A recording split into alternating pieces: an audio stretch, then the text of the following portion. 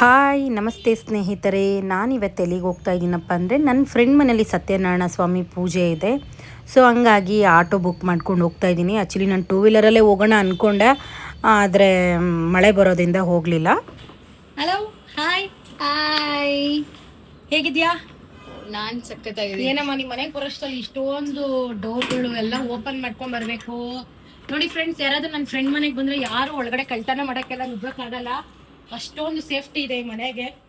Lift ಅಲ್ಲಿ ಪ್ರತಿ ಒಂದ್ ಮನೆಗೂ ಡೋರ್ಗಳೈತೆ ಈ ತರ. ಇದೆಲ್ಲ ಏನು ಮಾಡಕ್ಕಾಗಲ್ಲ. ಸೊ ಫೈನಲಿ ನನ್ನ ಫ್ರೆಂಡ್ ಮನೆಗೆ ಬಂದಿದ್ದೀನಿ. ಇಲ್ಲಿಂದ ನಾವು ಎಲ್ಲಿಗೆ ಹೋಗ್ತೀವಿ? ಏನಪ್ಪ ಯಾವಾಗ್ಲೂ ಬರೀ ಕೈಲಿ ಬರ್ತಾ ಇದ್ವಿ, ಇಷ್ಟು ದೊಡ್ಡವಾಗಿ ಎತ್ಕೊಂಡ್ ಬಂದಿದ್ದೀನಿ ಅಂತ ನೋಡ್ತಿದ್ದೀರಾ. ಪೂಜೆ ಇದ್ದಿದ್ದು ನನ್ನ ಫ್ರೆಂಡ್ ಅವ್ರ ಅಮ್ಮನ ಮನೆಯಲ್ಲಿ, ಅಂತಂದರೆ ಕುಣಿಗಲ್ ಅವ್ರ ಅಮ್ಮನ ಮನೆ. ಸೊ ನಾನು ಟೂ ವೀಲರಲ್ಲಿ ಹೋಗಿದ್ರೆ ಅವ್ರ ಮನೆ ಹತ್ರ ಪಾರ್ಕ್ ಮಾಡಿ ನನ್ನ ಫ್ರೆಂಡ್ ಅವ್ರ ಅಣ್ಣ ಎಲ್ಲ ಕಾರಲ್ಲಿ ಹೋಗೋ ಥರ ನಾವು ಮಾತಾಡ್ಕೊಂಡಿದ್ದು. ಆದರೂ ಕೂಡ ನಮ್ಮ ಮನೆ ಸೈಡ್ ತುಂಬ ಮಳೆ ಬರ್ತಾ ಇತ್ತು. ಇನ್ನು ಯಾಕೆ ಬೇಡ ಅಂಥೇಳಿ ನಾನು ಟೂ ವೀಲರ್ ಮನೆ ಹತ್ರನೇ ಬಿಟ್ಟು ಆಟೋ ಬುಕ್ ಮಾಡ್ಕೊಂಡು ಹೋದೆ. ಸೊ ನೋಡೋಣ, ಯಾಕಂದರೆ ನಾನು ಫಸ್ಟ್ ಟೈಮು ಅವ್ರ ಮನೆಗೆ ಹೋಗ್ತಾ ಇರೋದು ಫಸ್ಟು ಟೈಮ್ ಅಂತಂದರೆ, ಯಾಕಂದರೆ ನಾನು ಅವಳ ಜೊತೆ ಸಮಯ ಕಮ್ಮಿ ಕಳೆದಿರೋ ಸಮಯಗಳು. ಅಂದರೆ ತುಂಬ ಬೇಗ ಫ್ರೆಂಡ್ ಆದಳು, ತುಂಬ ಬೇಗ ಕ್ಲೋಸ್ ಆಗಿಬಿಟ್ಲು, ತುಂಬ ಬೇಗ ಅವಳನ್ನ ಹಚ್ಕೊಂಡ್ಬಿಟ್ಟೆ. ಸೊ ಅವಳು ಜಸ್ಟ್ ನನಗೊಂದು ರೆಕಾರ್ಡ್ ಮಾಡಿ ಕಳಿಸಿದ್ಲು, ವಾಟ್ಸಪ್ಪಲ್ಲಿ ರೆಕಾರ್ಡ್ ಮಾಡಿ ಕಳಿಸಿದ್ಲು. ಅವಳು 15 ದಿನ ಇರಲಿಲ್ಲ. ನಾನು ಹೇಳಿದ್ದೆ ಅಲ್ವ ಲಾಸ್ಟ್ ವ್ಲಾಗಲ್ಲಿ, ಅವಳು ಸ್ವಲ್ಪ ಟ್ರಿಪ್ಪೆಲ್ಲ ಹೋಗಿದ್ಲು ಅಂಥೇಳಿ. ಈ ಥರ ಪೂಜೆ ಇದೆ, ಮಿಸ್ ಮಾಡದೆ ಬರಲೇಬೇಕು ಅಂತ. ಆ್ಯಕ್ಚುಲಿ ಹೇಳಬೇಕಂದ್ರೆ ನಾನು ಹೋಗೋ ಪರಿಸ್ಥಿತಿನಲ್ಲಿ ನಾನು ಇಲ್ಲೇ ಇರಲಿಲ್ಲ. ಆದರೂ ಕೂಡ ಈಗ ನಮ್ಮ ಕಷ್ಟಕ್ಕೆ ನಮ್ಮ ಸುಖಕ್ಕೆ ಯಾರು ನಿಂತಿರ್ತಾರೆ ಅವ್ರ ಒಂದು ಮಾತಿಗೆ ನಾವು ವ್ಯಾಲ್ಯೂ ಮಾಡಬೇಕು. ಈಗ ಹೋಗಬೇಕು ಅಂತ ಮನಸ್ಸು ಮಾಡಿದ್ರೆ ಏನೇ ಪ್ರಾಬ್ಲಮ್ಗಳಿದ್ರು, ಎಷ್ಟೇ ಏನೇ ಇದ್ದರೂ ಹೋಗೋ ಅಂಥ ಮನಸ್ಸು ಬಂದ್ಬಿಡುತ್ತೆ. ಸೊ ಮನಸ್ಸಲ್ಲೊಂದು ಮುಖದಲ್ಲೊಂದು ಆ ಥರ ಇಟ್ಕೊಂಡ್ರೆ ಹೋಗೋದಕ್ಕೆ ಸಾಧ್ಯನೇ ಇಲ್ಲ. ಹೇಳ್ಬೇಕು ಅಂದರೆ ನಮ್ಮ ಮನೆಯಲ್ಲಿ ಅವಳು ಒಬ್ಬಳು ಅನ್ನೋ ಥರ ನಾನು ಅನ್ಕೋತೀನಿ.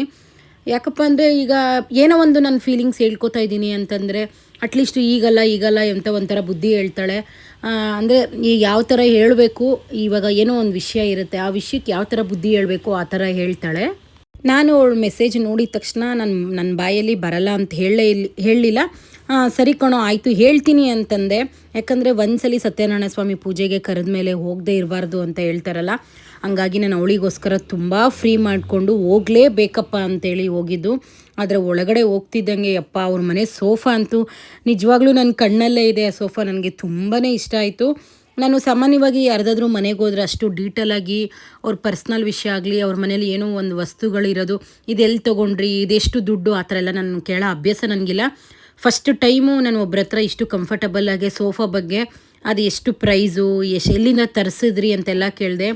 ತುಂಬಾ ಚೆನ್ನಾಗಿತ್ತು. ಆ್ಯಕ್ಚುಲಿ ನಂಗೆ ಮೊದಲಿಂದನೂ ಈ ಥರ ಮಹಾರಾಜ ಸೋಫಾ ಅಂದರೆ ತುಂಬಾ ಇಷ್ಟ. ಬಟ್ ಇವ್ರ ಮನೇಲಿ ನೋಡಿದ್ಮೇಲೆ ಅಂತೂ ನಾನು ಇನ್ನೂ ಫಿದಾ ಆಗಿಬಿಟ್ಟೆ ಆ ಸೋಫಾಗೆ, ಅಷ್ಟು ಚೆನ್ನಾಗಿತ್ತು.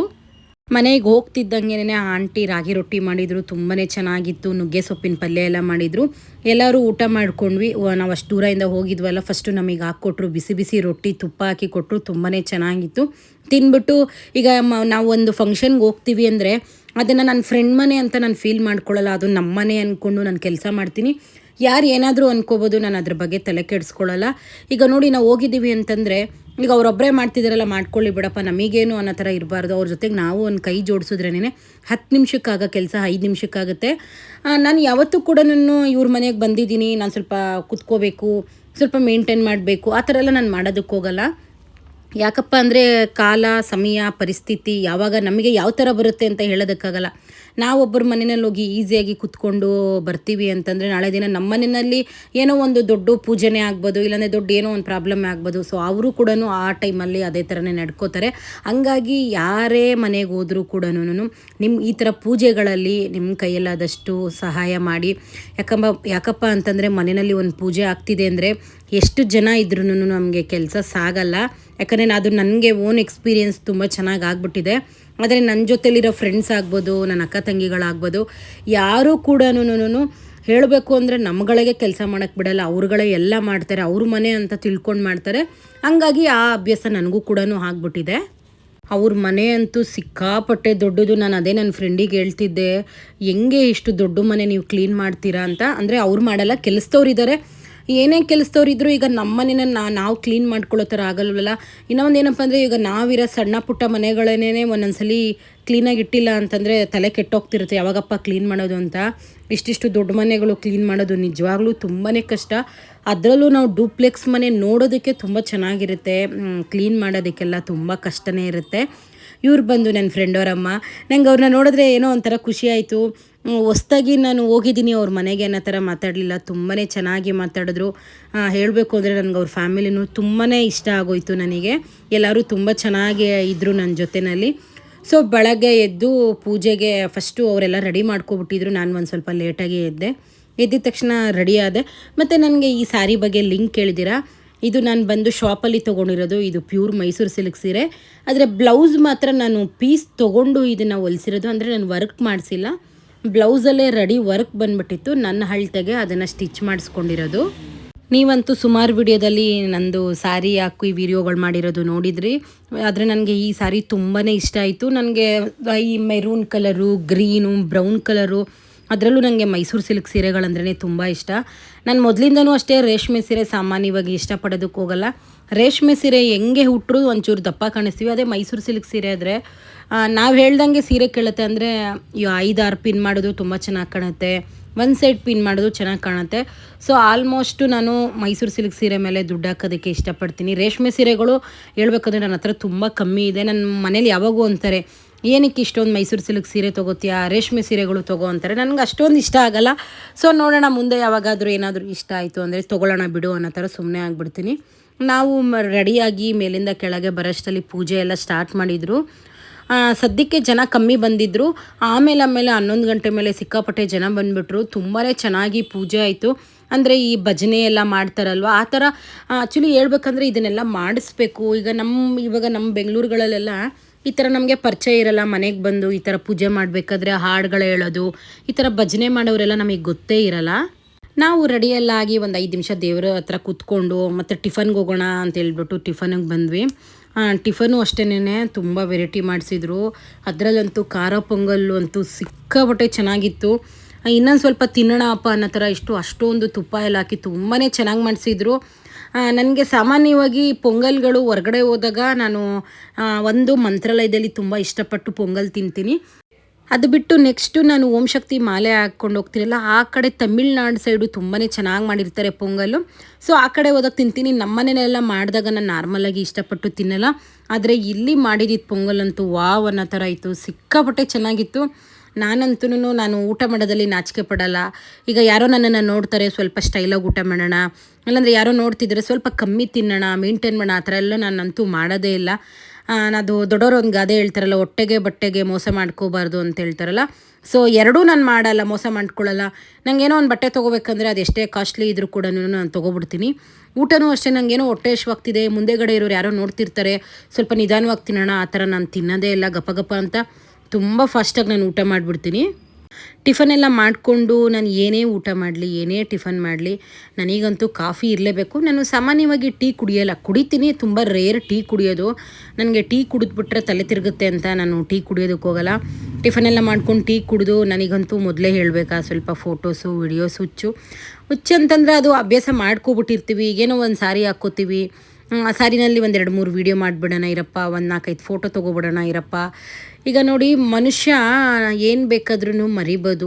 ಈಗ ನಾನು ಒಂದು ಎಕ್ಸಾಂಪಲ್ ಹೇಳ್ತೀನಿ. ಇವಾಗ ನನಗೆ ಪ್ರೀತಿಯಿಂದ ಈಗ ನನ್ನ ಫ್ರೆಂಡ್ ಒಂದು ಸೀರೆ ಕೊಡಿಸಿರ್ತಾಳೆ.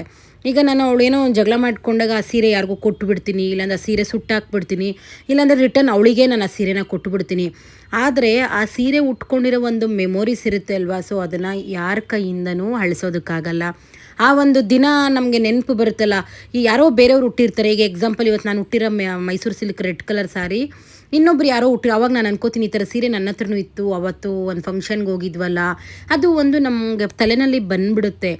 ಸೊ ಹಂಗಾಗಿ ನಾನೇನು ಮಾಡ್ತೀನಿ, ಏನೇ ಒಂದು ಡ್ರೆಸ್ ಹಾಕ್ಕೊಳ್ಳಿ, ಏನೇ ಒಂದು ಸ್ಯಾರಿ ಹಾಕ್ಕೊಳ್ಳಿ, ಯಾರು ಏನಾದರೂ ಅಂದ್ಕೊಳ್ಳಿ, ಅಕ್ಕಪಕ್ಕದವ್ರು ಏನಾದರೂ ಮಾತಾಡ್ಕೊಳ್ಳಿ, ನಾನು ತಲೆ ಕೆಡಿಸ್ಕೊಳ್ಳಲ್ಲ.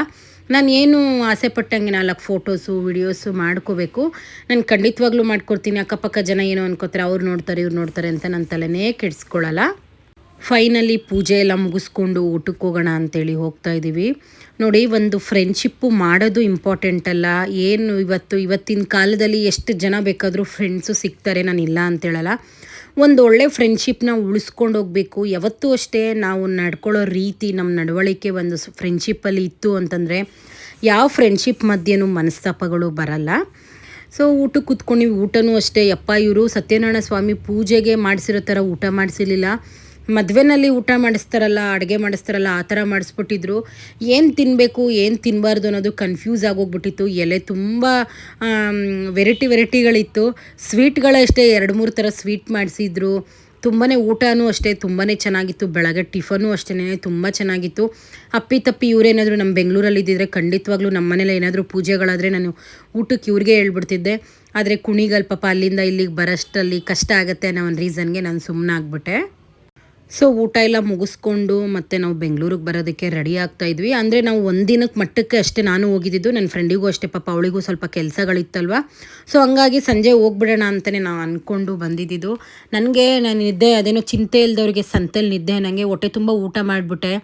ಮತ್ತು ಎ ಸಿನಲ್ಲಿ ತಣ್ಣಗಿತ್ತು, ಹಂಗೆ ಮಲಗಿಬಿಟ್ಟಿದ್ದೆ. ಪಾಪ ಅವಳು ಬಟ್ಟೆ ಎಲ್ಲ ಪ್ಯಾಕ್ ಮಾಡ್ತಾಯಿದ್ರೆ ನಾನು ಒಂದು 10 ನಿಮಿಷ ಆದರೂ ನಿದ್ದೆ ಮಾಡಿಬಿಟ್ಟೆ. ಅದೇ ಅವಳು ಹೇಳ್ತಾಯಿದ್ಲು, ಹೊರಡೋಣ ಟೈಮ್ ಆಗುತ್ತೆ ಅಂತ ಹೇಳಿದ್ಲು. ನಾನು ಇನ್ನೊಂದು 10 ನಿಮಿಷ ಮಲ್ಕೊಂಡು ಎದ್ದೊಳ್ತೀನಿ, ತಣ್ಣಗಿದೆ ಅಂತ ಹಾಫ್ ಆನ್ ಅವರ್ ಮಾಡಿಬಿಟ್ಟೆ. ಸೊ ನಾನು ಹೇಳೋದು ಏನಪ್ಪ ಅಂತಂದರೆ, ಒಂದು ಫ್ರೆಂಡ್ಶಿಪ್ ಮಧ್ಯೆ ಖಂಡಿತವಾಗ್ಲೂ ಮನಸ್ತಾಪ ಬರುತ್ತೆ. ನಾನು ಒಂದು ಹೇಳ್ತೀನಿ, ತಂದೆ ತಾಯಿ ಮಕ್ಕಳ ಮಧ್ಯೆ ಬರುತ್ತೆ, ಗಂಡ ಹೆಂಡತಿ ಮಧ್ಯೆ ಬರುತ್ತೆ, ಅಕ್ಕ ತಂಗಿರ ಮಧ್ಯೆ ಬರುತ್ತೆ. ಇದು ಸಹಜ. ಮನೆಯವ್ರ ಜೊತೆನೇ ನಮಗೆ ಮನಸ್ತಾಪ ಬರುತ್ತೆ ಅಂತಂದರೆ ಇನ್ನು ಫ್ರೆಂಡ್ಸ್ಗಳ ಜೊತೆ ಬರಲ್ವ? ಖಂಡಿತವಾಗ್ಲೂ ಬರುತ್ತೆ. ಏನೇ ಒಂದು ಮನಸ್ತಾಪಗಳಿದ್ರೂ ಕೂಡ ಡೈರೆಕ್ಟಾಗಿ ಕೇಳಿ ಮುಂದೆ ಕೂತ್ಕೊಂಡು ಮಾತಾಡಿ ಅದನ್ನು ಕ್ಲಿಯರ್ ಮಾಡಿಕೊಂಡ್ರೇ ಒಂದು ಫ್ರೆಂಡ್ಶಿಪ್ಪು ಉಳಿಯೋದು. ಅಯ್ಯೋ ಬಿಡು, ನಾನು ಯಾಕೆ ಮಾತಾಡಬೇಕು, ಅಯ್ಯೋ ಹೋದರೆ ಹೋಗಲಿ ಬಿಡು ಅಂತ ಅಂದ್ಕೊಂಡು ಹೋದರೆ ಒಂದು ಒಳ್ಳೆ ಫ್ರೆಂಡ್ಶಿಪ್ನ ನಾವು ಕಳ್ಕೊಬಿಡ್ತೀವಿ ಅಷ್ಟೇನೆ. ಆದರೆ ನಾನು ಯಾವ ಥರಪ್ಪ ಅಂತಂದರೆ, ಈಗ ಅವ್ರು ಏನೋ ಹೇಳ್ತಿದ್ದಾರೆ ಅಂತಂದರೆ ನಾನು ತುಂಬ ಅದನ್ನು ಯೋಚನೆ ಮಾಡಿ ಅದ್ರ ಬಗ್ಗೆ ಕೇಳಬೇಡ ಅಂತ ಯೋಚನೆ ಮಾಡ್ತೀನಿ. ತೀರಾ ನನ್ನ ಮನಸ್ಸಿಗೆ ಏನೋ ನೋವಾಗ್ತಿದೆ ಅಂದರೆ ನಾನು ಡೈರೆಕ್ಟಾಗಿ ಕೇಳಿ, ನನಗೆ ಆ ಫ್ರೆಂಡ್ಶಿಪ್ ಬೇಕು, ಉಳಿಸ್ಕೋಬೇಕು ಅಂತಂದರೆ ನಾನು ಖಂಡಿತವಾಗ್ಲೂ ಡೈರೆಕ್ಟಾಗಿ ಮಾತಾಡಿ ಅದನ್ನು ಕ್ಲಿಯರ್ ಮಾಡಿಕೊಂಡು ಅವ್ರ ಜೊತೆ ತುಂಬಾ ಚೆನ್ನಾಗಿರ್ತೀನಿ. ಸೊ ನಿಮಗೆಲ್ಲ ಈ ವಿಡಿಯೋ ಇಷ್ಟ ಆಗುತ್ತೆ ಅನ್ಕೋತೀನಿ. ಇಷ್ಟ ಇದ್ದರೆ ಸಪೋರ್ಟ್ ಮಾಡಿ. Thank you.